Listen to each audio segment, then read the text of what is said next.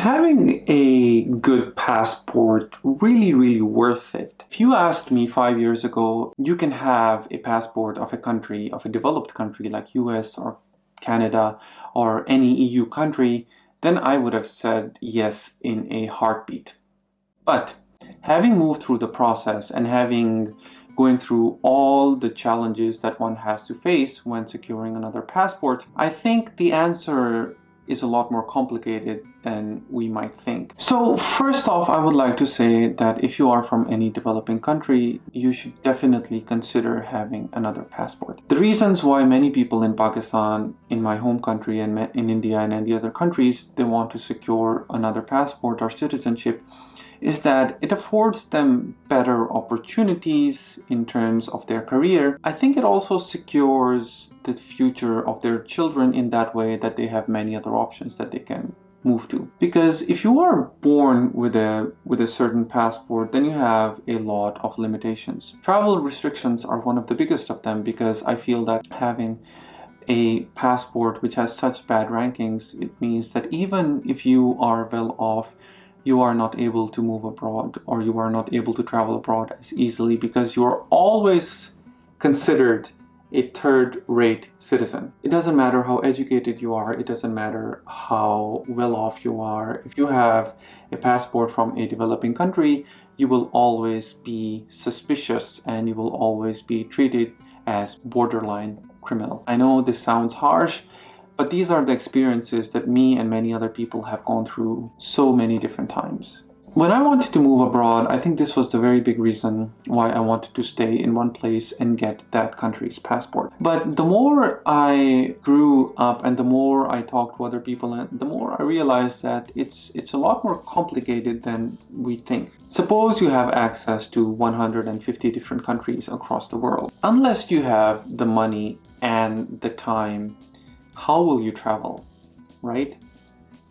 Keep this thing in mind. Like, we often assume that if you have a US or American or an EU passport, this means that, you're freely roaming about all over the world. But that is not exactly the case, because you need money and you need a lot of time in order to do these kind of vacations or traveling or digital nomading. The more important thing that I recommend to many people who want to move abroad and secure their futures by getting another passport, I really recommend them that work on your financial independence. That is more important than securing a passport, because you can always get a second passport through investment programs. For example, there are a lot of programs in the Caribbean and in the EU as well, where you make a certain investment, and that's, well, actually quite a lot of money. It's not cheap.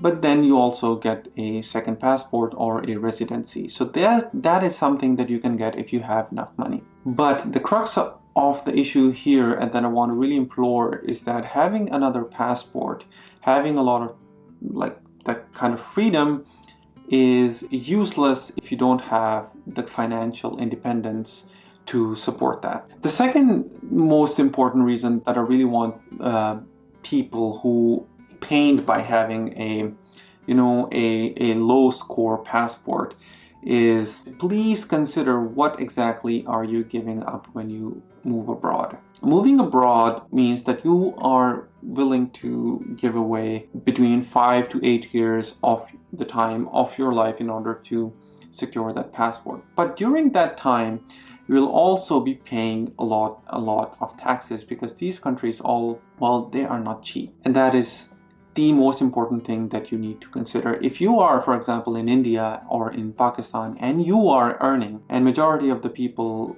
who come to me are earning really well. Like the other day, I came across a software developer who was considering moving to Estonia, and he was already earning more than 60k USD per annum in India, and the offer that he was getting in Estonia was actually slightly more than India. And I told him that if you are coming here, then you will lower your standard of living, that you will be spending a lot more, because Estonia is definitely not cheap, and then you will also be paying a lot more in taxes.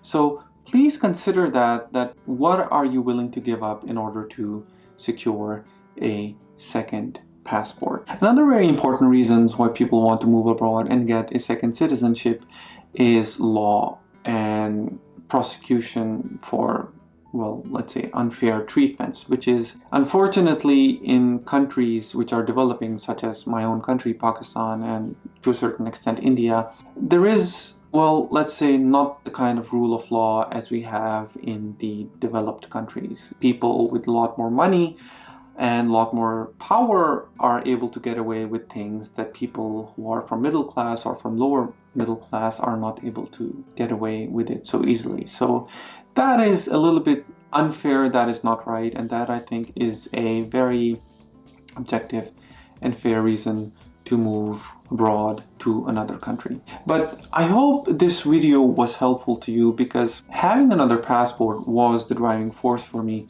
for a very, very long time. But I urge you to consider, when you are making the decisions for your life about moving abroad, about settling somewhere else, then think and imagine for a moment, what would you do with your life when you get that passport? I would recommend to you that you write it down and make sure that what exactly are the benefits that you are being given, that you would like to have.